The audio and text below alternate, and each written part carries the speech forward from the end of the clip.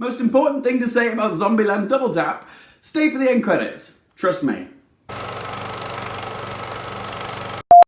Hey up guys! So today's film that I'm reviewing is Ruben Fleischer's Zombieland Double Tap, which is the 10-year sequel to Fleischer's surprise Zomcom hit Zombieland, which you can see right there. The entire cast is back for seconds, and I will say I enjoyed Double Tap more than I thought I would. I mean, it took 10 years to make a sequel, so my initial thoughts when I heard about this film was cash grab. And whilst it doesn't hit the heights of its predecessor, it still retains the spirit of what made the first one so much fun. There isn't much of a plot in this one. I'd say it's kind of a road trip film. Little Rock, played by Abigail Breslin, wants a boyfriend, so she rebelliously drives off with this guitar-playing pacifist stoner called Berkeley, who's played by Avan, Jorgia. I hope I said his name right.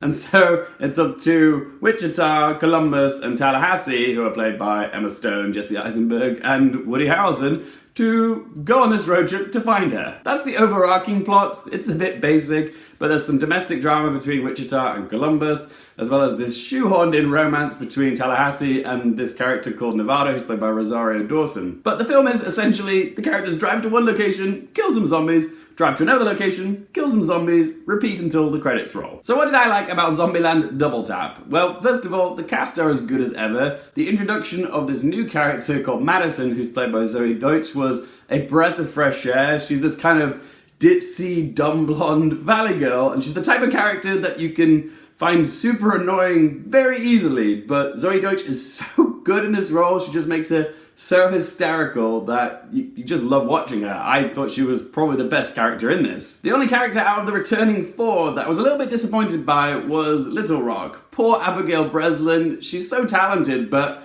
she really doesn't get anything to work with in this film. The only reason her character's even in this is to give the film some sort of plot, because the other characters are looking for her, and she doesn't really get a whole lot of character development. And Luke Wilson's character, Albuquerque, felt a little bit inconsequential. He and this other character, Flagstaff, who's played by Thomas Middlemitch, don't really bring much to the film other than this thinly veiled doppelganger joke. I will say they do give the film one of its most exciting action scenes. That's one area of improvement from the previous film. The action has gotten a lot more inventive in this one. There's this one action scene inside the Hound Dog Hotel, which is a nod to Elvis and Graceland, and it's stylized to look like it's all done in one long take, even though really there's some clever editing in there. But it is excellent, it's a lot of fun. And I will say on the positive side, there was quite a high laugh ratio, and that's because the humor is in the same absurd vein as its predecessor. You're in for jokes like the pronunciation of the band Portishead, characters making sexual innuendos about the term driveway, as well as references to zombie culture like The Walking Dead. On the negative side, not every joke was a winner. There were some bits which I didn't find funny at all, like there's a bit where Tallahassee dresses up like Elvis and does this Elvis impression, and it just feels cheap. And there's also this joke which is set by Rosario Dawson's character Nevada when she says, "I almost murrayed you," which is a reference to when Columbus killed Bill Murray by accident in the previous Zombieland film. And she says, "If I ever find out who killed Bill Murray, I'm gonna kill them myself." And it's set up, but nothing ever comes of it later in the film. It's just like, oh, you built it up for something, but there was no payoff. In the end, guys, I still had a lot of fun watching Zombieland Double Tap. The characters are just as lovable, with some welcome new additions, including Zoey Deutch's Madison.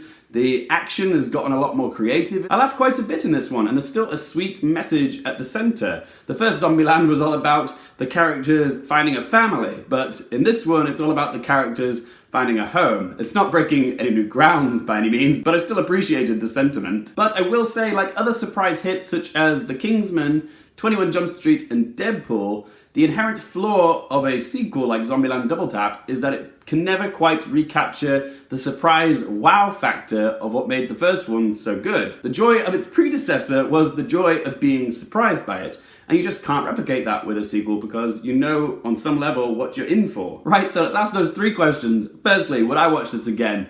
Yes, I would give this a rewatch. It's very easy viewing. The characters are great. It's got laughs. It's got action. It's got heart. So yeah, I'd give it a rewatch at some point.